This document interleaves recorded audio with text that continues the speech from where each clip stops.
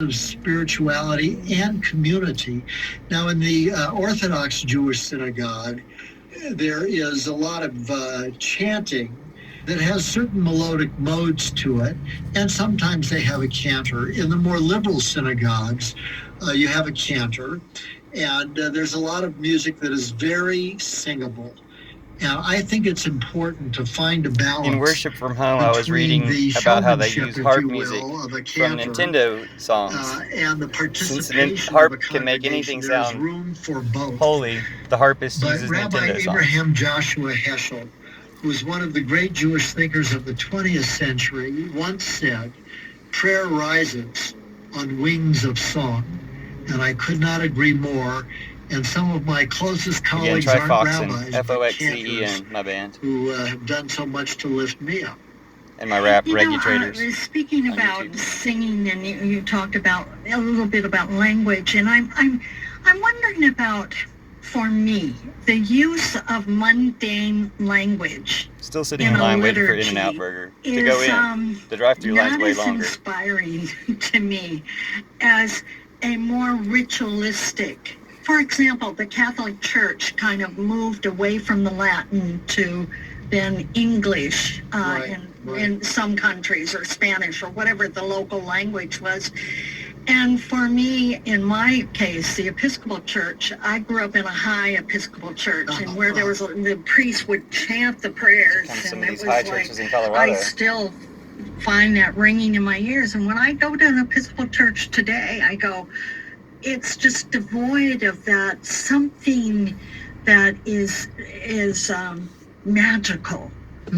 Or Buddhist. I don't understand Sanskrit, but when I still It's can more magical when you do do. some chants in Sanskrit, No, it and may they be more move magical when me, you don't. not because of Who the knows? content, but because of what I'm tapping into. I was listening to those Sanskrit Does mantras. that make sense? Shiva mantra. Absolutely, Justine. You know, I belong to It was a 4-hour mantra, a men's 1100 book group, 1100 and repetitions of the they were mantra. kind enough to pick my book for last night Wish I and could remember the name of it. for me to lead a discussion. Sava. They didn't know it was I can't remember the rehearsal name for of it, today. but it's a Shiva mantra, But- miracle Shiva mantra on YouTube. That subject came up because in my section of Jewish tradition, Reform, no ED This at is on the end, KGNU. Reform, which is the most liberal, we have moved over the last 50 years to the use of basically vernacular English. The prayer book I grew up with as a kid was thee and thou and wouldest and shouldest and mayest and all of that.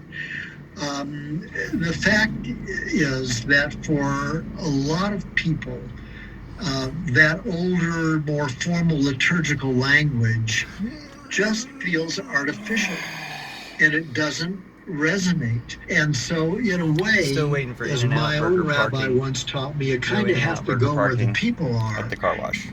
But I could go back to the prayer book I grew up with that was published originally in the 1890s and republished in the 1940s. I could go back to that language and have no problem. Yeah. I'll tell you a secret. When I first came to Albuquerque, and this is in the 1970s, Probably should have parked at the next parking my lot, next shopping center predecessor over, and brought in walked up the here, new even though it's prayer a hot book day. for the Reformed Judaism. I'm sitting And he in line did a it lot because longer. he said, better I should be criticized, meaning himself, than the new rabbi, which I appreciated. But naturally, some of the old folks were complaining. They missed the old prayer book. So I said, I'll tell you what we'll do. Once a month, we'll use the old prayer book with that kind of formal language. And if you keep coming, we'll keep using it once a month. And that worked for 3 months, and that was it. And we never had it again. It's a tough question because it depends what you're used to, what you need. The other thing, Justine, is the use of what I call creative liturgy, writing one's own prayers for community services.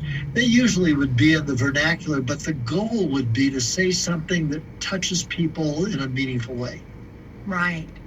That's lovely. And Again, try Foxen. you And check out that respond book, to Worship that from kind of Home, all about changing authenticity, church don't over you, to when you feel it, when in-home somebody worship is praying instead of from in, a church. like I know in the Unity Church, there are spontaneous Too hot to prayer. keep doing People this. are I'm gonna asked sweat to all over my pray, phone. like to end the service or whatever, and when somebody really is authentically present to their own prayer. Speaking from the heart. It's also called allowing the Holy Spirit to speak through you. Really be It can happen to inspiring. anybody. I have to pay If you let it tribute happen, if you make the space to for the it, Protestant and tradition. believe in people's I can't tell you how many inherent times I've been holiness, someplace which most traditions where at the do. drop of a hat, someone's been asked to offer a prayer, and it's thoughtful and it's fluent and it's very much a part of their tradition. When the minister turns to me and says, "Rabbi, will you offer a prayer?" It's a little scary at first. Somehow it comes out, but it's not as much in my tradition. Oh, that's wonderful. That's wonderful. So you can see him directing I'm here traffic and with everything. Rabbi It's Paul crazy. J. Citron, and he is the In-N-Out author Burger. of It's I really Am My popular here in Prayer, a Colorado. memoir Now they finally and opened guide one up in our for city. Jews and Seekers. I'm Justine Willis-Toms. You're listening to New Dimensions.